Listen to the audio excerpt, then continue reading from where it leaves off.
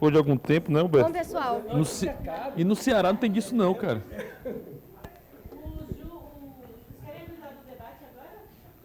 Não. Depois da pergunta, ainda vai, senão demora muito. Bom, pessoal, ele é advogado, professor na área do direito há quase 15 anos.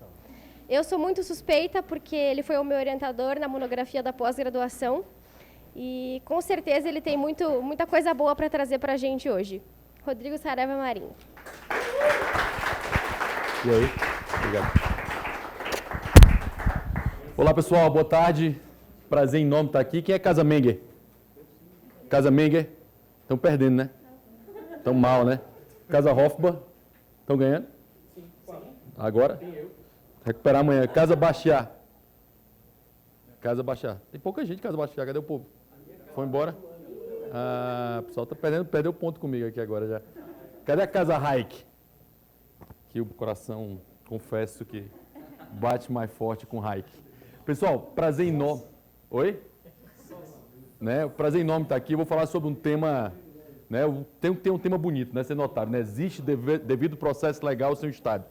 Mas eu adoraria chamar essa palestra de anarcocapitalismo, certo? Eu adoraria falar dessa palestra e tratar essa palestra como anarcocapitalismo, ou seja, o anarcocapitalismo existe. No final da vida, entre Mises e Hayek, quem mais defendeu a possibilidade anarcocapitalista foi Hayek, inclusive, né, na desestatização do dinheiro e no desemprego e política monetária. Foi muito claro da possibilidade de ter moedas privadas, inclusive bem antes das moedas privadas como existem hoje, né, Ethereum, Bitcoin, Dash, todas elas existirem. Mas assim, começar sobre pontos importantes. Você, no seu dia a dia, você é convencido de duas formas. Você faz algo por duas razões. Ou porque você é obrigado a fazer, ou porque alguém lhe convence que é bom. Meu amigo Mário fez uma palestra hoje explicando quão importante é o convencimento, quão necessário é você chegar a alguém e não impor sua vontade, e não determinar aquilo que tem. É muito interessante isso, porque o Estado não trabalha com convencimento, não é da natureza estatal trabalhar com convencimento, é da natureza estatal dizer por quê? Porque é assim, né? Aquela resposta que a gente dá para a criança pequena, pai, por que eu vou fazer isso? Porque eu estou mandando. É mais ou menos o princípio do Estado. O Estado faz isso porque ele tem uma arma apontada na sua cabeça, ela não aparece, ela está ali implícita, mas se não fizer, no limite, a arma chegará na sua cabeça. Essa é a lógica estatal. É a lógica, inclusive, da base moderna dessa criação do Estado, certo? Ele tem um monopólio da força e esse monopólio da força o obriga a fazer algo. Eu, obviamente, detesto a ideia de ser obrigado a fazer algo. Toda vida que eu sou obrigado a fazer algo, eu acho que isso é ruim. Quando me perguntam para que a OAB serve, eu disse, não serve para nada, porque ela é obrigatória, certo? Mesma coisa dos conselhos, eles são obrigatórios. E eles são obrigatórios para ter sempre a possibilidade, como está acontecendo agora no Conselho Federal de Medicina, as empresas de baixo custo começaram a baixar o preço, começaram a ter um preço muito mais em conta, e como tem que igualar com o SUS, né, obviamente, encarecer o serviço, o Conselho Federal disse, vamos subir o preço, está muito bom o serviço, certo? Que é uma lógica idiota, é uma lógica de coerção, porque se o médico, a clínica não fizer isso, ela poderá ser punida. No limite, a arma estará apontada na cabeça. Uma coisa interessante, essa ideia de due process of law, esse nome da palestra que eu dei, é a ideia que ninguém pode ser retirado dos seus bens ou a sua liberdade sem o devido processo legal. Muita gente deve ter ouvido falar da prisão do Lula, né? Na prisão do Lula, disse, não, mas foi feito sem o devido processo legal. Né? O Lula teve direito à defesa, ampla defesa, contraditório, perícia, todas as provas, inclusive mandando recibos, né, falsos. Então ele teve toda a oportunidade de fazer isso. O nome disso no direito moderno vem do devido processo legal, mas o processo não surge agora com a Constituição, né? Antes dessa tinha uma cartinha que sumiu aqui, né? Aquela carta magna.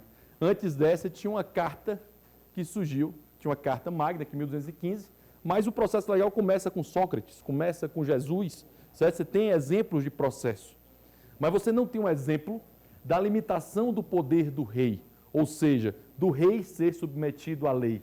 Você deve ter ouvido falar a expressão de império dos homens, né? Aquela história do rei absoluto, daquele tem l'état c'est moi, o Estado sou eu, que ele determina da sua visão de muda de ideia. É muito interessante naquele filme O Coração do Mel Gibson, Coração Valente, né? Em que ele tem a prima noite, o rei muda de ideia, muda a situação e vai dando a determinação do império dos homens. A ideia de devido processo legal foi a ideia de trazer algo chamado de rule of law, ou seja, o império da lei. Você está submetido a uma ideia superior, abstrata, geral, em que todos nós, inclusive o governante, está submetido a ela. Isso foi criado na Inglaterra, né, o país que primeiro desenvolveu essa ideia de livre mercado, exatamente porque permitiu que pessoas mais pobres, que pessoas com menos condição, a priori começou com a nobreza, depois caiu para a burguesia, depois ampliou para toda a população, a permissão dessas pessoas terem o acesso à sua defesa, a não ser tirado do bem pela vontade da Fernanda, do Hélio ou do João. Ou seja, tinha que haver um devido processo legal, claro, abstrato e prévio, para eu saber o que isso acontece. O Estado de Direito, essa ideia de império da lei, ele é muito associado ao livre mercado, porque como eu tenho regras claras, regras pretéritas, isso me permite conseguir negociar, comerciar, porque eu sei qual é a regra do jogo. Essa ideia, ela começa em 1215 com a Carta Magna Inglesa, se reforça fortemente com a Revolução Gloriosa, inclusive dando muito mais poder ao parlamento inglês e limitando ainda mais o poder, né, do chefe de Estado, né, que era o rei. Em 1766, por sua vez, se cria uma forma de Constituição que é considerada em termos constitucionais, né, vários pensadores da escola austríaca têm esse pensamento constitucional, inclusive Hayek e Mises. Os dois acreditam que o constitucionalismo e essa forma americana seria a forma ideal de limitação de governo. Não que eu acredite nisso, mas eles acreditavam e defendiam isso. Mises faz isso muito claramente no livro A Burocracia, e Hayek faz isso no The Constitution of Liberty, no Direito, Legislação e Liberdade. Ele fala que a Constituição americana serviria para limitar o poder daquele governante, permitindo que a sociedade tivesse uma liberdade maior. Hayek e Mises, os dois repetem essa mesma coisa, dizendo que quanto menos o governo planeja, mais as pessoas podem planejar. Quanto mais o governo é limitado, mais a liberdade acontece. Essa ideia americana foi muito forte, inclusive com a ideia de common sense americano, aquilo que Tocqueville traz no livro Democracia na América, e que ele fala que quanto mais a sociedade civil, menos o Estado age. Niall Ferguson, lá na frente, né, ele vai falar na decadência da civilização, ele fala que quando o Estado cresce, a sociedade civil diminui.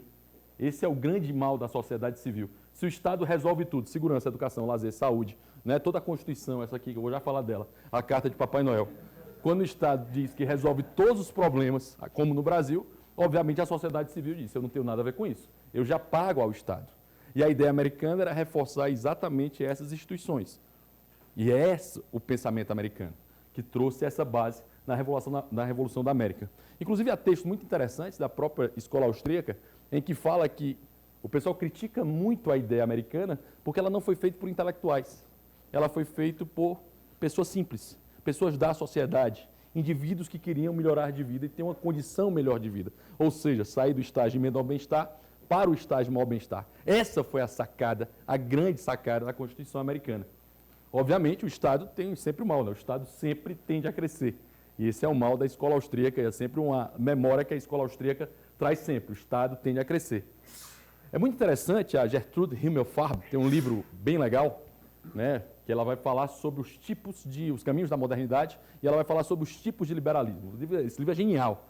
E ela fala que o liberalismo inglês, a ideia do renascimento inglês, tem um pensamento, né, a ideia dessa nova pegada, dessa ideia liberal inglesa, aumentando o poder das pessoas, de baixo para cima, o americano pela mesma lógica, mas, por sua vez, o estamento francês, na realidade, cresce com a Revolução Francesa.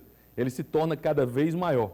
É muito interessante que a apresentação desse renascimento, dessa nova postura, né, desse iluminismo, perdão, da ideia inglesa e da ideia americana, eles são semelhantes no sentido de aumentar o poder do povo.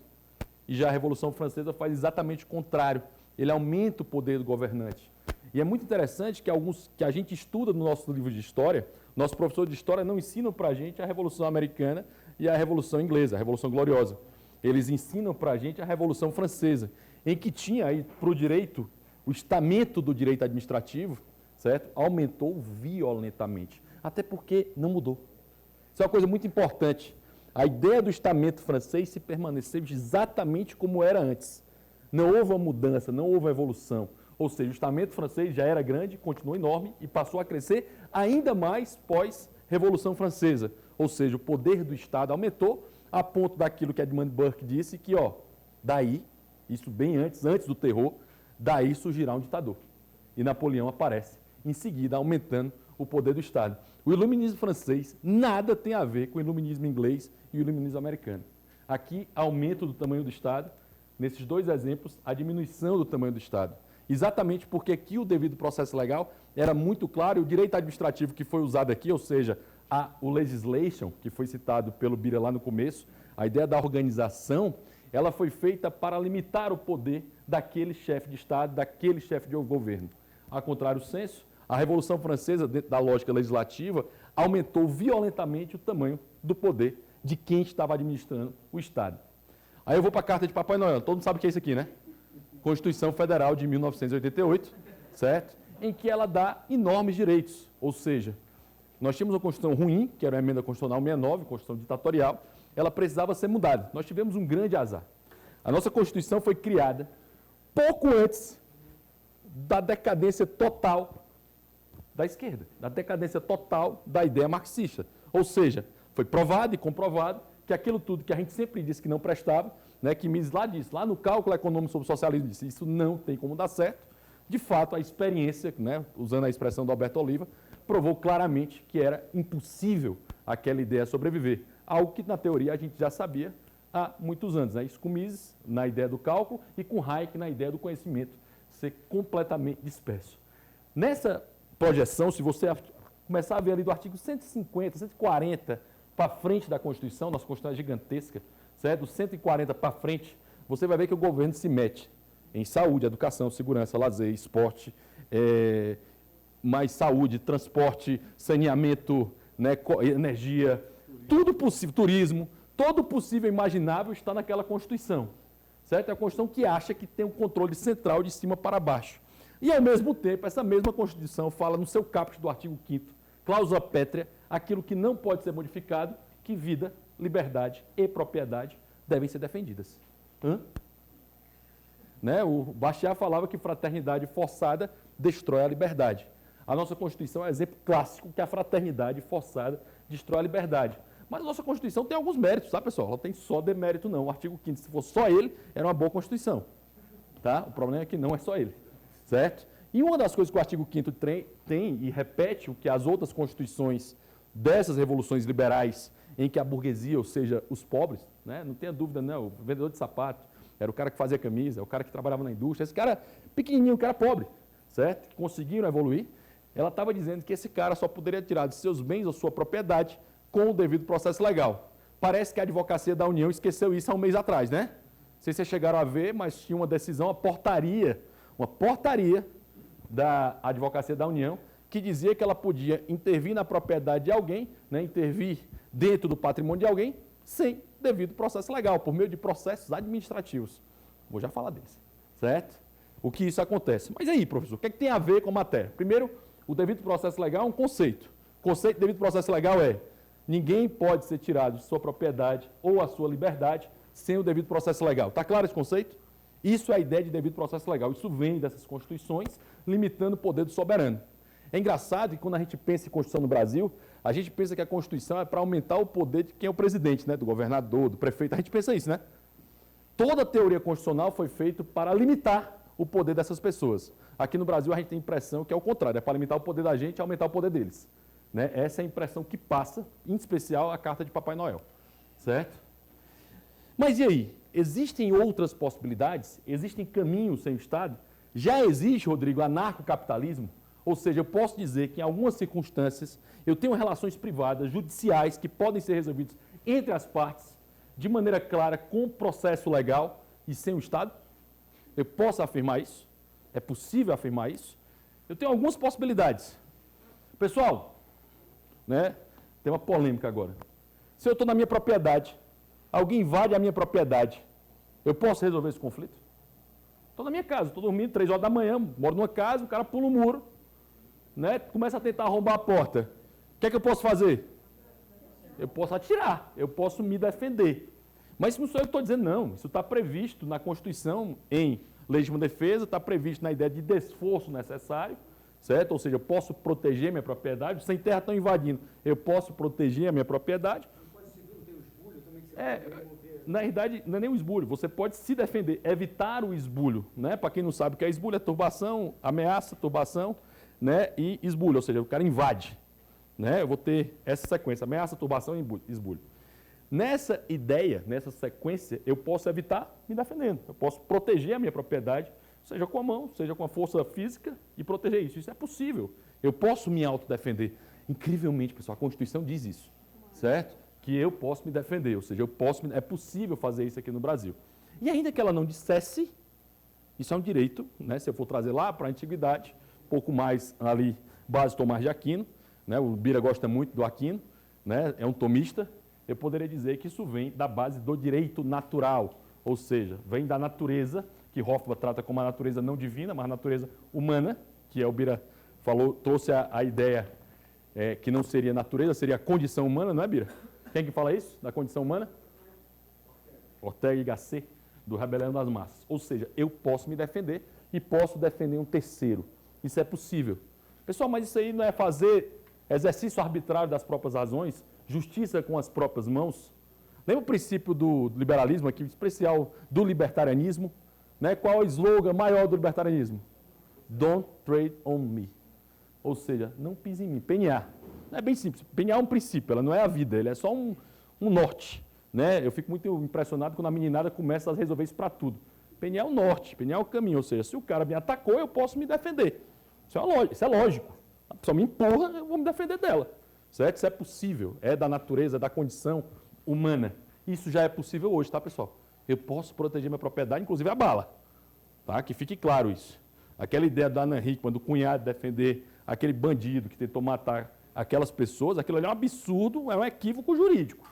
Total equívoco jurídico. Ali é legítima defesa de terceiro, a própria é de terceiros. Fique claro isso. Ou seja, eu já tenho uma forma de resolver conflitos. É uma das formas. Eu tenho uma segunda forma de resolver conflito. Quem já bateu o carro aqui? Quem já bateu o carro aqui? Levanta a mão, rapaz. Quem já bateu? Não foi você que bateu, né? Tá certo. Bateu você. Não, quem já bateu? Quem causou dano? Quem causou? Algumas vezes. Né?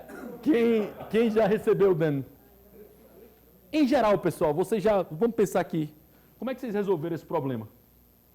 Vocês desceram do carro, disseram, e aí, quanto é que dá o prejuízo aqui? Vamos ver se a gente resolve por aqui. Sei lá, 200, 300, 400. Vocês estão notando? Ó? Eu consigo resolver a maior parte dos meus problemas assim. Cara, ó, vou dar uma vírgula aqui, ó. Vou dar uma vírgula aqui.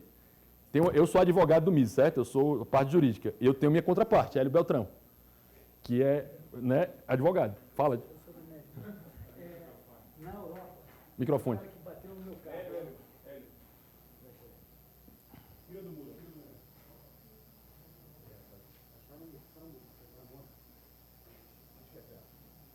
Tá vendo? O cara atrapalha, tá, mudo. Lá na Europa teve um cara que bateu atrás do meu carro numa estrada. Que teve um sinal para parar, eu parei, o cara veio, liquidou o carro dele. E aí eu liguei para a seguradora, carro alugado. Eu liguei para a seguradora e você falou, não, faça o seguinte, abra o porta-luva, ali vai ter um formulário e no carro dele também tem, mas pode usar o teu. Aí o formulário tem 2 colunas. A da esquerda você preenche com os seus dados, a da direita o cara preenche com os dados dele, mas só tem um desenho. E os 2 assinam. Então, o desenho de onde é o carro de um, é o carro do outro. Pronto! Aí você entrega para a seguradora e está resolvido. Então, o carro do cara está destruído. Mas você notou que por acaso, a polícia passou ali, só olhou para ver se tinha alguém morto. Mas tu notou que não vem um magnânimo do Estado para dizer que tinha que ser assim? Zero. Isso aqui é uma sacada de autocomposição. Imagine, nós todos temos problemas no nosso dia a dia.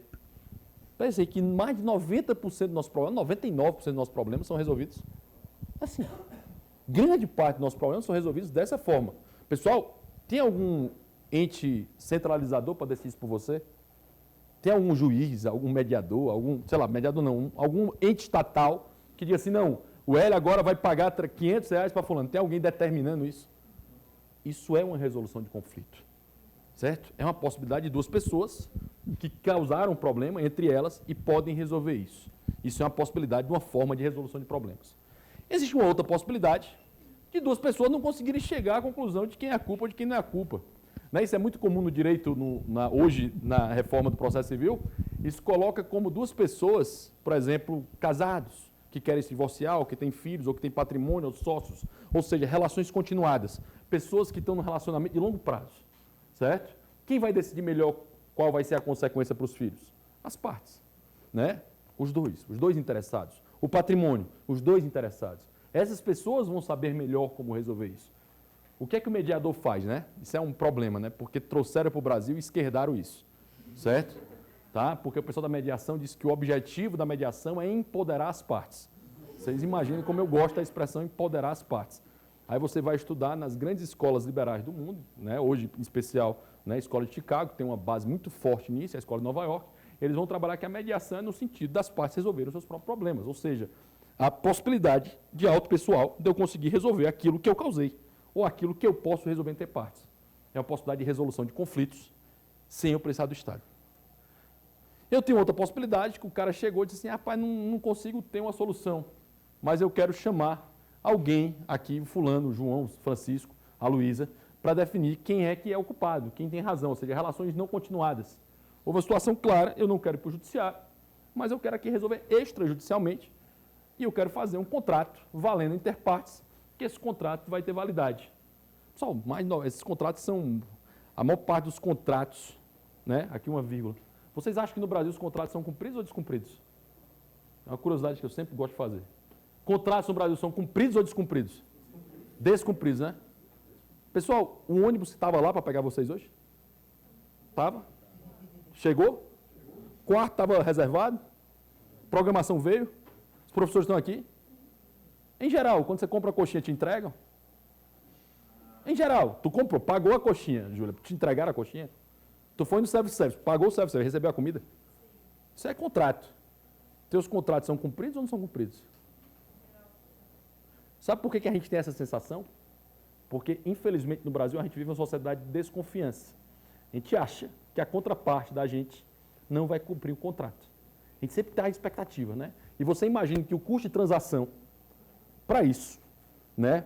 A dificuldade para isso é gigantesca. Você está sempre preocupado em como se defender para evitar isso. Para você ter uma ideia, alguns clientes eu visto todos os contratos, eu advogado, dou visto de todos os contratos. Diga aí, o custo que não é. Para ter um advogado para estar vistando o contrato, que para saber se ele pode ser o mínimo possível de possibilidade desse contrato ser descumprido. Olha o custo disso, certo? Mas, em geral, quando as pessoas conciliam, quando as pessoas concordam, a tendência é essa relação ser cumprida. Muito mais, em geral, do que a possibilidade de recuperação de crédito, que é dificílimo no Brasil. Né? Por exemplo, eu consegui recuperar um bem, um patrimônio que eu perdi, algo que eu emprestei, um dinheiro que eu emprestei. Se você já emprestou dinheiro alguma vez e tentou recuperar do Brasil, você pode começar a chorar. Sua chance de recuperar no Brasil é extremamente pequena. E países civilizados e países desenvolvidos, em geral, são aqueles que têm melhores leis, melhores cumprimentos, melhores, para usar a expressão que não existe no Brasil, mas é a melhor, melhores enforcements para você conseguir aquilo que foi combinado ser cumprido. Certo? No Brasil isso é muito difícil. Por fim, nós temos a justiça privada por excelência, que inclusive todos os títulos aqui, pessoal, no direito, eles vão ser, que vão chamar de títulos executivos extrajudiciais. Eles não vão ter validade de sentença, eles não vão valer igual ao juiz, certo? Esse aqui, por sua vez, no Brasil, ele vale igual o juiz diz, ou seja, o juiz determinou isso, tem o mesmo peso, tem a mesma força, tem o mesmo enforcement. Na minha visão, não deveria ter diferença nenhuma entre um e outro, certo? O primeiro era para ter tão forte o enforcement quanto o segundo. Não foram as partes voluntariamente que contrataram, então era para ter a mesma força, mas há uma certa diferença que não cabe aqui. O que é arbitragem? O que é que eu posso levar para a arbitragem? Na minha visão, era para poder levar tudo para a arbitragem, 100%. O que é que eu posso no Brasil? Né? Na legislação me autoriza a trazer qualquer coisa de direito disponível. Quem é do direito aqui? Você entra no direito, você fez uma cadeira chamada Direito do Trabalho, né? Vocês sabem que eu sou fã da Justiça do Trabalho, né?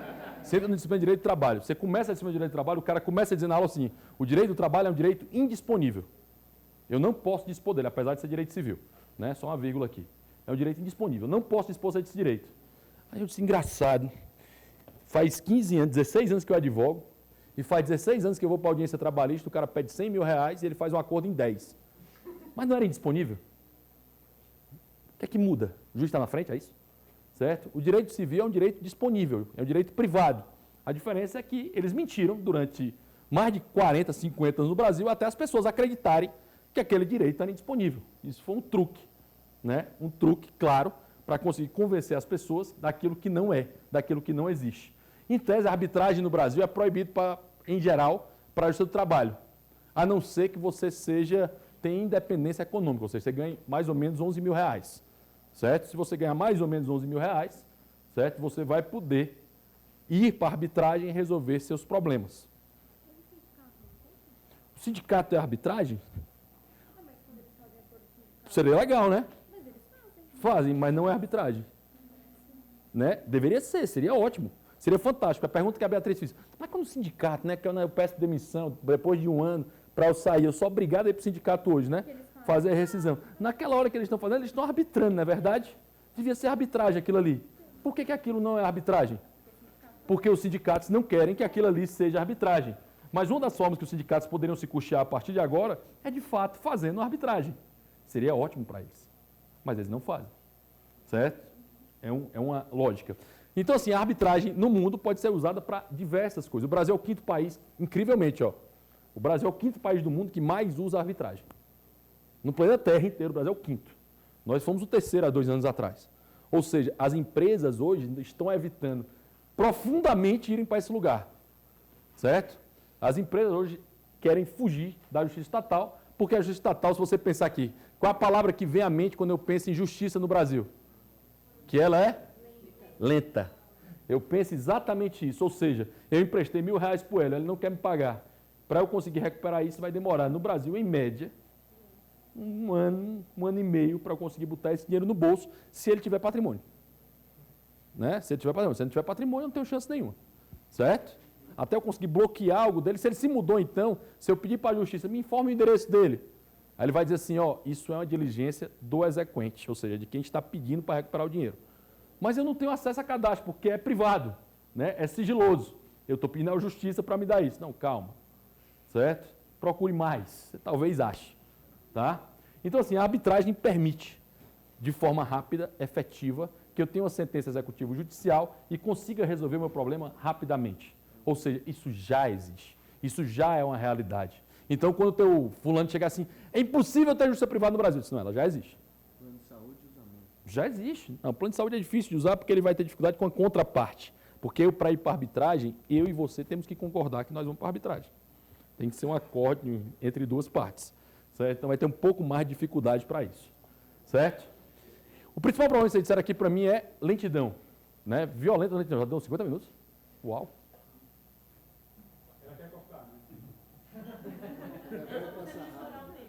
Não vou estourar o tempo, mas fique tranquilo. Mais 10 minutos eu tenho mais. Agora eu fiquei com medo. Pode dar o tempo real. Eu vou falar menos de 2 horas. Tá? Então, assim, vai ter justiça estatal. Nessa ideia de justiça estatal, você vai ter dificuldade por quê? Porque o processo é extremamente moroso, não funciona, não entrega. Você ganha e não leva. Você tem um problema sério, porque você não tem hoje uma simulação de concorrência. Você não tem justiças concorrendo.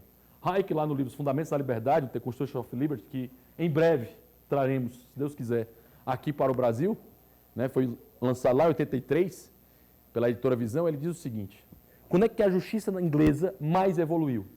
Quando as justiças concorriam, ou seja, quando a justiça comum estadual e a justiça comum federal faziam concorrência. E mais, quando elas viviam das próprias custas que elas arrecadavam. Ou seja, skin the game, né? Lembra da história do skin the game? Se eu não tenho risco na pele, eu não tenho qualquer preocupação. Ou seja, o judiciário sendo bom ou sendo ruim, funcionando, não funcionando, ele vai ser pago igual. Se o cara julgar 10 mil processos esse mês, ele vai ganhar o mesmo cara que julgou 10.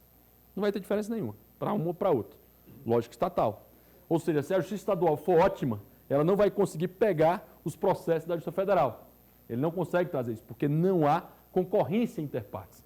E na Inglaterra aconteceu isso mais ou menos em 22, e a evolução inglesa, nesse momento, o processo demorava mais ou menos 1 ano e meio para ser julgado, caiu para 6 meses. Certo? Caiu o tempo para 6 meses, e elas começaram a concorrer entre elas. Nós temos aqui no Brasil, né, o semelhante, justiça comum estadual e justiça comum federal. São 2 justiças diferentes. Se eu pudesse escolher, seria formidável. Que eu vou para cá, eu vou para cá. Mas não só que eu pudesse escolher. se essas justiças não sobrevivessem além das custas dos tributos que a gente paga. Porque vai o que se chama de duodécimo. Para todo judiciário estadual vai um dinheirinho. O dinheirinho do orçamento, vai lá, né? O Bruno sabe disso, né? Vai um dinheirinho para a Justiça Estadual e um partido para a Justiça Federal para receber do seu orçamento. Ou seja, ainda que ela seja péssima, ela vai ganhar o mesmo dinheiro que ela sempre ganhou. Certo? Mesmo que ela seja péssima, sem eficiência e sem resultado. Mas o que é que a gente pode fazer de diferente? O que é que eu posso dizer mais sobre anarcocapitalismo existente no Brasil? Pessoal, no mundo não tem um juiz, certo? Não tem um juiz solar. Não existe o juiz do planeta Terra. Esse cara não existe. Mas existem problemas entre empresas no mundo todo. Imagine, 2 navios estão navegando aqui no Oceano Atlântico, eles batem. Acontece isso. Quem resolve isso? Qual o tribunal que vai resolver isso? Qual o caminho que resolve isso? Aí eu gosto dessa ideia. Né? Qual o caminho que resolve isso? 2 navios bateram, certo? Quem vai pagar o prejuízo? O navio da Inglaterra ou o navio dos Estados Unidos? Quem é que vai pagar esse prejuízo aqui? Qual vai ser o tribunal que vai julgar isso? Qual vai ser o caminho para isso? Pessoal, essa Lex Mercatória tem uns quase 500 anos, certo? E ela é totalmente privada. Mas assim, ela é 100% privada. As consequências vão desde que obrigado a pagar e dá consequências tipo de... Olha as sanções como são legais. Você não pode aportar. Se você não pagar, você não... Aqui onde a gente tem tratado, tem contrato, você não pode aportar. Você vai ficar à deriva. Você vai ter que ancorar. Se eu não posso aportar, eu não posso desembarcar a mercadoria. Se eu não posso desembarcar a mercadoria, eu não vou ganhar dinheiro. Certo? Nem passageiros para isso. Então, eu vou ter uma das consequências jurídicas. Tenho vários níveis de sanção, certo? Para isso. Ou então, assim, você vai ficar preso no porto, você era para sair com 2 dias, você vai sair com 10 e vai pagar a sua custa portuária para esse porto. É engraçadíssimo isso, né? Porque o cara comete uma situação aqui, uma infração aqui, e sofre a sanção lá e paga um terceiro. E isso é feito em termos de contrato. Tudo é contratado. Em geral, entre empresas privadas. Ou seja, isso já existe, isso já é uma realidade. A outra possibilidade, que não é perfeita, que fique claro isso, tá? Longe disso, ela não é perfeita, é a ideia de justiça esportiva, que na minha visão deveria ser 100% com regras privadas, mas vai ter uma regrinha chata, o Estado vai se meter ainda um pouquinho, mas ele deu uma evolução aí. Ele diz o seguinte: eu só posso levar problemas esportivos depois de eu encerrar nessa justiça. Eu só posso levar para a justiça comum depois que eu encerrar aqui, certo? Eu tenho que primeiro resolver o problema aqui. Né? Se o cara tem direito a passe, o campeonato ou não tem, eu só tenho direito aqui na situação. Essa é a ideia de justiça esportiva, ela tende a ser privada. Aqui é um grande problema, que é processos administrativos, ou seja, o Estado, em tese, só pode cobrar depois que ele fizer o que se chama de CDA, de certidão de dívida ativa, para fazer um título executivo judicial e te cobrar. Certo? Ele só pode fazer isso. Em tese, ele tem um processo administrativo. Aí tem um problema sério. É o próprio Estado que processa, é o próprio Estado que julga. Né? É muito legal, né? Ele é parte da relação e ele mesmo, e ao mesmo tempo ele mesmo julga. Tá? Não, em todos os processos administrativos, todos, sem exceção. Todos ele processa, todos ele julga. Existe um estamento francês que ele está a parte da relação. Por exemplo, eu tenho um problema na Companhia de Água e Esgoto do Ceará. Vai para o processo administrativo, em geral, pode dentro da própria Companhia de Água e Esgoto. Eles estão tentando agora com uma agência regulatória. Estão tentando há algum tempo.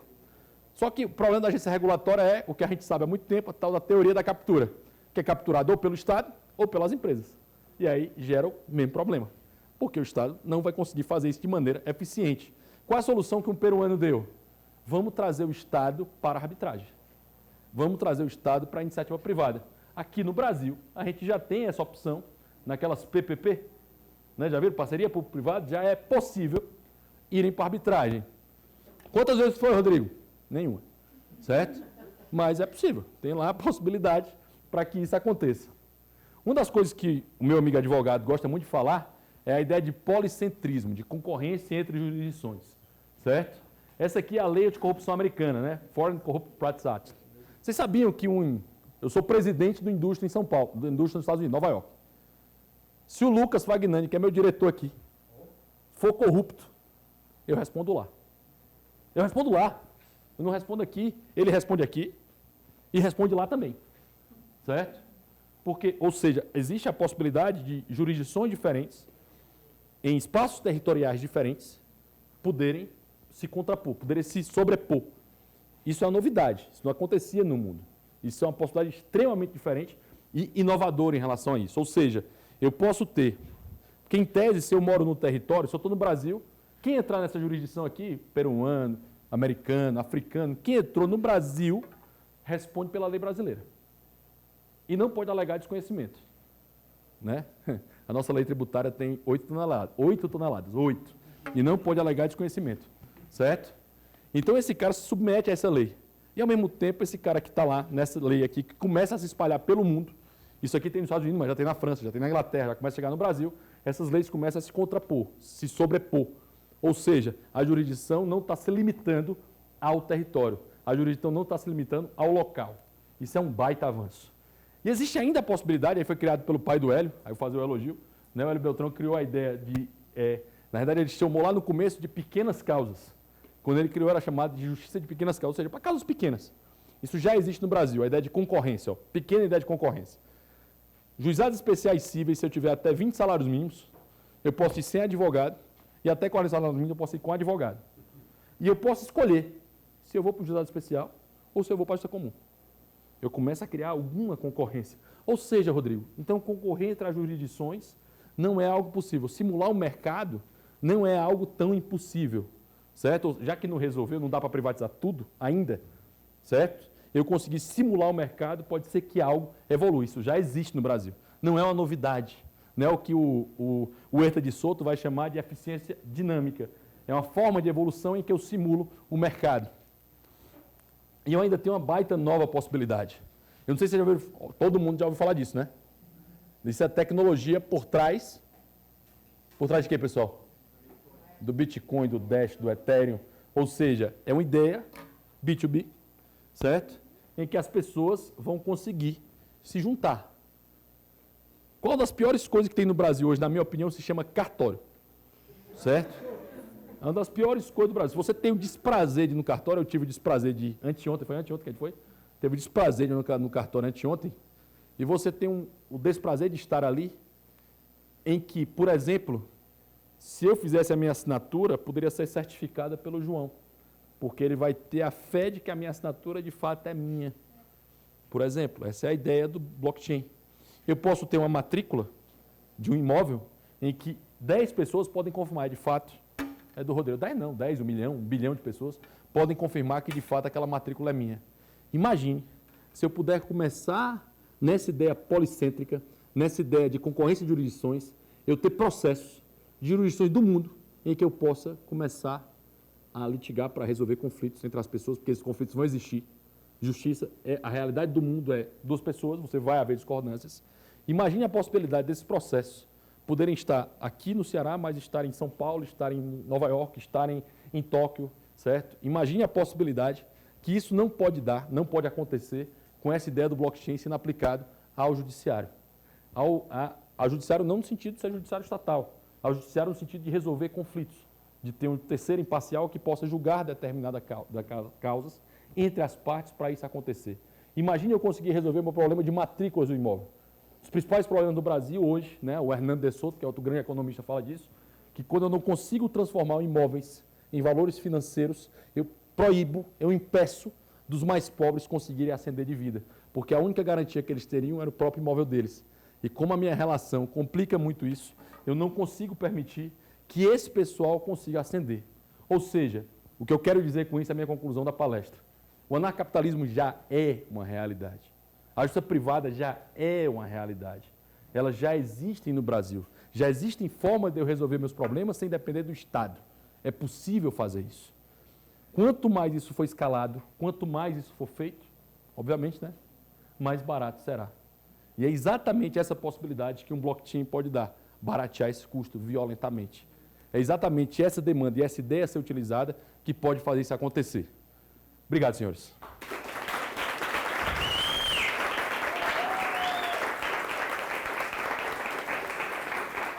Cumpri, Thaís. Parabéns. É difícil. Pergunta sem uma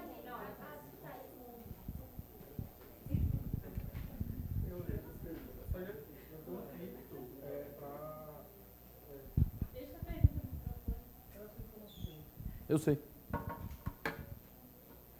Oi, Rodrigo. Tudo Oi, minha bom? querida. Tudo jóia. Pergunta sincera. Verdade. No meio jurídico, no meio da justiça que nós temos hoje no Brasil, a única entidade que ainda toca o meu coração um pouco é a Defensoria Pública. que Ui. apesar de vir do Estado, tem uma função contra-majoritária por natureza. Vamos colocar nessas palavras. Minha mulher vai morrer com isso. Mas diz. Desculpa. Num ambiente totalmente sem Estado, como nós faríamos para garantir o acesso à justiça, que é um dos primórdios do devido processo legal? Como garantir o acesso à justiça às populações vulneráveis e hipervulneráveis? E quando eu falo hipervulneráveis, eu falo daquelas pessoas que estão de cama. Quando eu falo de vulneráveis, dos mais diversos tipos de vulnerabilidade econômica, social, educacional e todos os tipos. Até porque, como a gente sabe, Amiga pergunta isso. o próprio Johann Norberg, ele fala muito disso, que a miséria é o estado natural do ser humano historicamente. Então, numa sociedade sem Estado, sem uma defensoria pública para atender a população mais carente, como a gente poderia garantir o acesso à justiça a essas pessoas que estão mais vulneráveis? A Thaís está fazendo aquela pergunta que o Adriano pergunta, sempre na engenharia de transporte. E sem Estado, quem construirá estradas? A pergunta da Thaís é a mesma pergunta para o direito. Mesma pergunta para o direito. Não, é isso que eu estou. Calma, eu posso... Deixa eu molhar o bico. Quem são os defensores públicos? Quem são os defensores públicos? Eles são o quê? Qual a formação deles? Eles são advogados. Qual a diferença entre eu ter um advogado que vai defender aqui o Nicolas, que é o cara pobre, desculpa, só para dar um exemplo, que é um cara que não tem grana, não tem como chegar advogado, mas eu tenho um advogado que quer trabalhar a um custo baixíssimo, a um cara que é defensor. Qual a diferença? Esse cara é advogado igual, ele vai representar igual, ele vai fazer a mesma coisa. Sabe qual a diferença? É que vamos dizer que o Fábio seja esse advogado, que ele tem uma clínica popular, tem várias no Brasil. No mundo, então, é absurdamente que tem. Funcionam 1000 vezes melhor que a defensoria, porque elas são privadas, certo? Então, elas vão ter clínicas populares. Ou seja, a ideia de que eu vou ter advogados que querem trabalhar de forma voluntária, barata para as pessoas. Se alguém aqui já viu Sultz, o Mike Ross trabalha hoje numa clínica popular, tá? Você está vendo Sultz. Ou seja, ele trabalha num escritório grandão, mas ele apoia uma clínica popular, que é muito comum. Vários escritórios grandes, os principais, tem vários casos que eles fazem pro bono. O meu escritório faz isso. Ou seja, o cara não pode pagar. Eu tenho certeza que o meu escritório vai dar uma atenção milhões de vezes melhor do que a defensoria. Porque a defensoria não tem incentivo nenhum para fazer um bom serviço.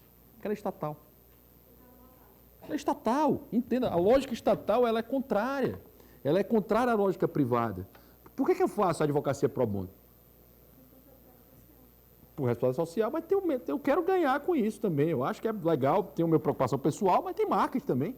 É legal fazer advocacia pro bono, é bonito. Imagina isso no mundo. Todos os grandes escritórios do mundo têm uma advocacia, tem setores de advocacia pro bono. Eles não têm assim uma coisa de advocacia pro bono, eles têm setor de advocacia pro bono. A defensoria pública no Brasil custa um absurdo de dinheiro.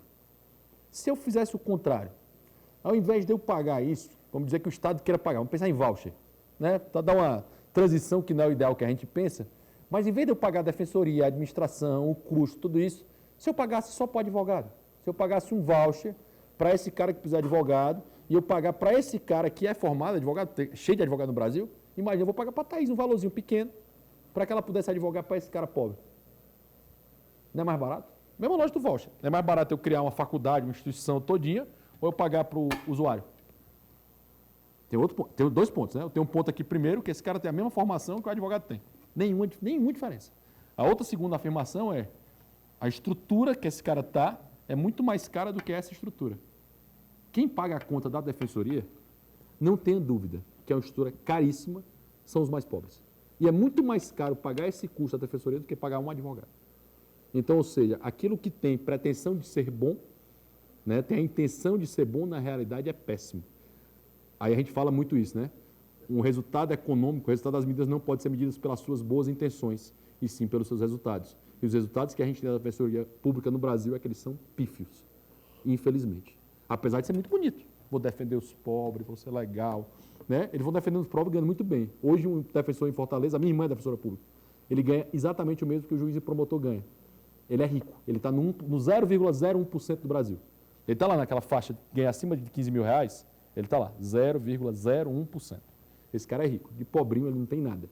Ele está preocupado com o próprio interesse dele, e toda a campanha que veio da defensoria, né, toda a preocupação deles é aumentar o salário, como é típico da gestão pública. Então, essa é a minha crítica. Eu tenho várias mais. Eu confesso que tenho várias críticas à Defensoria Pública. Na verdade, são duas perguntas, mas são bem complementares para Claro. acelerar aqui. A primeira, eu percebi uma mudança com relação à questão da confiança contratual com a entrada dos aplicativos tipo Uber e Airbnb. No entanto, eu percebo que a maioria das pessoas não conseguem adequar isso a questões práticas. Tipo, se você consegue se relacionar bem como usuário do Airbnb e do Uber, por que você não aplica isso o resto da tua vida? Assim, como a gente pode fazer para que as pessoas percebam isso em outros setores da sociedade? E a minha segunda pergunta, que é meio complementar a essa, eu tive aula de Direito Consumidor e na minha aula eu me deparei com um conceito muito bizarro. Direito consumidor é um direito que podia acabar hoje. Isso, podia. Então, assim, eu estava participando de um debate onde eu era a empresa e a outra pessoa era o consumidor. E apesar dessa pessoa estar dispondo plenamente das faculdades mentais dela, ela usava a carta da hipossuficiência, que porque ela é pobre e sem acesso à informação, o meu contrato podia ter tudo ali escrito certinho, que ela usando aquela carta ela ia ganhar porque é hipossuficiente. Então, aí a questão da confiança contratual do empresário, né? Você ser empresário, onde a pessoa pode usar uma carta dessa a qualquer momento, é muito complicado. E a defesa pública, via de regra, defende isso. Defensoria, desculpa. Pensa o seguinte, o Brasil hoje, aí é uma crítica maior para quem não é direito, talvez seja estranho ouvir isso. O direito no Brasil se tornou um grande direito do consumidor. O Brasil se tornou um direito do direito do consumidor. Tem problema entre duas empresas, cacete das empresas, aí a empresa alega direito do consumidor. Tem isso, porque o direito do consumidor é a carta mágica, tipo assim, né, para quem gosta é o super, não sei do tempo de vocês, né, mas é o super trunfo, certo? Ou seja, o cara se deu certo, é isso aqui, né, você tira essa cartinha para isso, né, que é o que eu chamo de norma de conteúdo aberta. Hipossuficiência é a norma de conteúdo aberta. É aquilo que serve para tudo e não serve para nada, é igual a justiça social, dignidade da pessoa humana, função social da propriedade, tudo isso aí são coisas que servem para tudo e não servem para nada, é um locus retórico. Eu encaixo numa afirmação e fica bonito, eu trago isso. Primeiro ponto, uberizar as coisas deu muito poder aos mais pobres. Violentamente. Quem é que mais anda de Uber no Brasil hoje? Não é o rico. Até o rico anda, mas é muito mais o pobre. O pobre conseguiu um acesso de disponibilidade de transporte de qualidade que ele nunca tinha tido acesso antes. A ponto de um desgraçado presidente do sindicato, dos taxistas aqui de São Paulo, dizer que táxi não é para pobre. Ele disse isso, você pode procurar. Táxi não é para pobre. Ele afirmou isso, abre aspas, fecha aspas. Certo? Ele afirmou isso, tá? Porque o Uber permitiu, não só o Uber, aí você vai ampliar o leque, tudo está uberizando hoje, por isso que eu gosto muito da ideia de a gente vender a ideia de livre mercado e começar a chamar de nomes interessantes, né? Pessoal, vamos fazer o efeito Uber, vamos privatizar e abrir o mercado, vamos, em vez de chamar de privatizar, abrir o mercado que assusta, vamos fazer o efeito Uber nas empresas de energia? Abrir o mercado? Efeito Uber. Porque a população vai entender isso, é o efeito Uber, ou seja, eu permito que haja concorrência entre as partes e eu vou ter acesso a um negócio que eu nunca tive. Raduan tem um texto muito legal, um vídeo muito legal, em que ele fala que o pobre, certo, vai ter vários acessos. Vai ter vários acessos. E que o rico não tem. O VAR hoje tem acesso. O pobre hoje tem acesso à televisão, a celular, a geladeira, mas não tem acesso a saneamento básico, não tem acesso a uma energia que preste, a uma água que preste. Certo? Aqui, um vídeo que o Raduan fez, que ele fala muito bem sobre esse tema. Então, você tem que apresentar do jeito certo. Você não dá uma joia para alguém. Eu gosto muito da palestra do Mário. Você não dá uma joia para alguém numa caixa de papelão. Você não dá uma joia numa enrolada no embrulho de jornal. Você dá uma joia de alguém numa caixinha Tiffany, né? Aquela azulzinha. Não é à toa que aquela blue box chama atenção. Não é à toa. Porque você tem que dourar a pílula, você tem que mostrar que aquilo é bom. E apresentar isso para quem vai mais precisar. Tudo, 100%.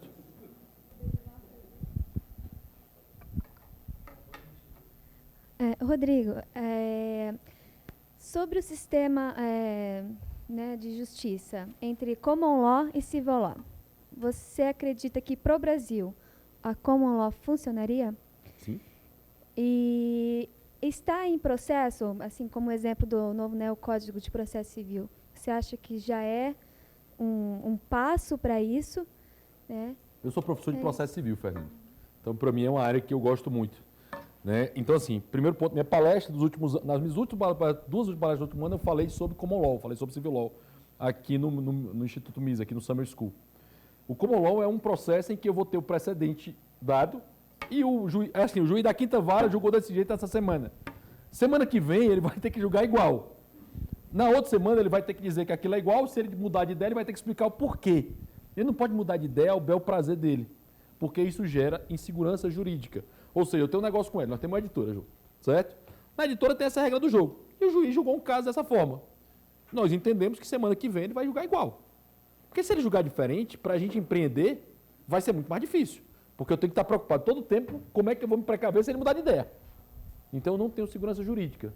O problema no Brasil é, qual é o tribunal que mais gera insegurança jurídica no Brasil? O Supremo Tribunal Federal. Certo? O Supremo Tribunal Federal fez o julgamento. Pessoas presas em segunda instância, julgamento colegiado, devem ser presas, condenadas em segunda instância. Ponto. Esse era o entendimento do Supremo Tribunal Federal. Aí agora está começando isso. Não, nós tivemos entendimento, mas não foi bem isso. Foi quase. Certo? Isso é um problema sério em relação ao Brasil. É o que o Jorge Malmenstein chamava de teoria da catianga. Certo? Depois pesquisa o que é a teoria da catianga. Tá? Rodrigo, quando você fala em justiça privada, né, e você coloca o exemplo de duas partes entrando num contrato com determinadas regras, e nesse contrato está ali escolhido uma câmara de arbitragem privada para eventuais conflitos que possam surgir, para mim me parece perfeitamente razoável que haja justiça privada. Agora eu fico pensando como que funcionaria no caso do direito penal. Até imagino que talvez o acusado possa escolher uma arbitragem privada para ser julgado, mas como que ficaria a questão da legislação, de legislar, né?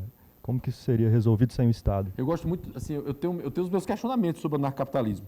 Eu gosto da ideia, curto muito, mas tenho o meu. E criança? E quem não tem pai e tem mãe? Quem é que vai defender esse cara? E vamos lá, a mulher que não tem pai, não tem mãe, não tem irmão, e o marido começa a baixar porrada nela, não tem Estado. Como é que eu resolvo isso? São preocupações. Eu tenho essas preocupações. De vez em quando, bem da noite, eu começo a pensar, né? Peraí, nessa situação, o que é que poderia acontecer? Como é que poderia dar? De vez em quando a gente tem uns papos sobre essas viagens, né? Sobre a possibilidade de como é que resolve esses conflitos. Não. A sociedade, como é que aconteceu em outras sociedades? Não tenho dúvida sobre a ideia anarcocapitalista, mas eu tenho dúvida sobre alguns pontos dentro das soluções. Como é que a gente funciona sobre isso? No mundo, a sociedade civil cresceu. Você tem exemplos, alguém vê Vikings? Teve um julgamento em Vikings, legal. Era um árbitro que estava lá julgando, certo? O cara não tinha estatal. Não, é bobagem, não importa muito na história, mas é legal a ideia. Tinha esse cara julgando. E esse cara que julgava, a sanção social do cara é banimento. É ir embora. É a sociedade civil tirar a proteção do cara. Então você tem essas possibilidades para isso. No penal, por exemplo, bicho, você está desprotegido pela sociedade. A sociedade quer isso. Mas aí, se a sociedade for uma sociedade que não reprova esse tipo de ato, como é que faz isso? A sociedade fica muito coletivista. Não, pensa o seguinte, a ideia, os indivíduos podem se reunir, isso é um ponto importante. Se associar voluntariamente não é coletivismo. Certo? Isso é uma diferença muito grande. Eu estou numa coisa amorfa, o Brasil, os brasileiros, né, eu detesto aquela expressão, os brasileiros não cumprem contratos, os brasileiros sempre se atrasam. Eu não me atraso, bicho, eu chego no meu horário sempre, eu fico revoltado quando eu perco o horário. Certo? Eu sou puto da vida porque eu detesto esperar, então, na forma geral, eu tento chegar sempre no horário que eu marquei com alguém. Então você não pode dizer os brasileiros. Ah, mas você é exceção. Individualiza, pô. Certo? O João, a Maria atrasaram.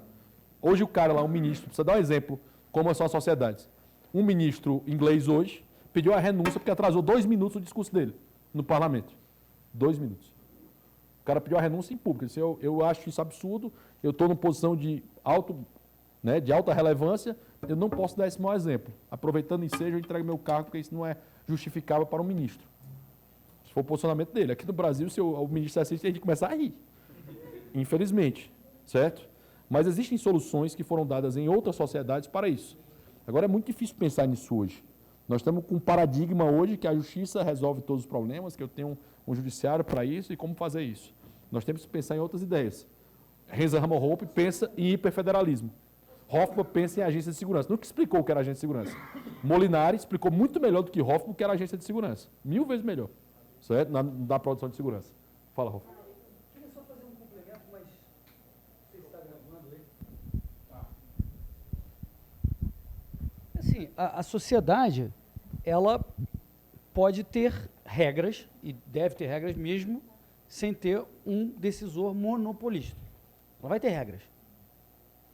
não há dúvida. Então ela pode ter Ele regras pode ter mais até do que a gente tem. resolvem todas essas preocupações que vocês estão dizendo. Ah, então o cara não pode fazer isso. Então, porque senão ele vai sofrer coerção porque ele está fazendo isso. Até aí estamos juntos. Quer dizer, uma sociedade sem o monopólio, não tem nada de mágico no monopólio que vai tornar aquilo real que uma sociedade sem monopólio não tem. Então, até aí estamos juntos. Aí você pode falar, tá bom, mas se não tem monopólio, o que vai estar sendo a regra ali? Porque você pode estar tendo um pouco mais de uma regra.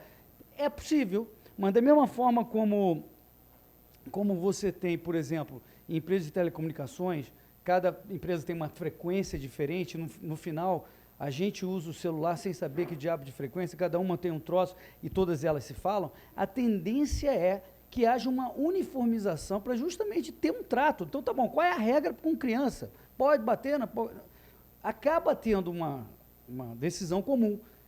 Isso eu não estou inventando. O mundo é assim. Quer dizer que se o cara atravessou a fronteira, então está salvo? Não.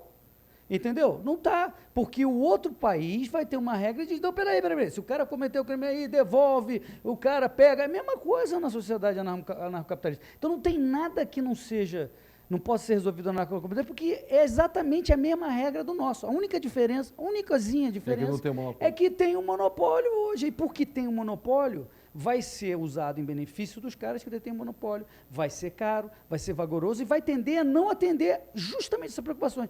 Por que a gente tem preocupações com essas coisas? É justamente por causa do monopólio que tem isso. Se você tirar o monopólio, essas coisas tendem a ser resolvidas mais facilmente. Por isso que eu não tenho dúvida, eu não me penso nada disso que você está falando. Algo mais? Obrigado, pessoal.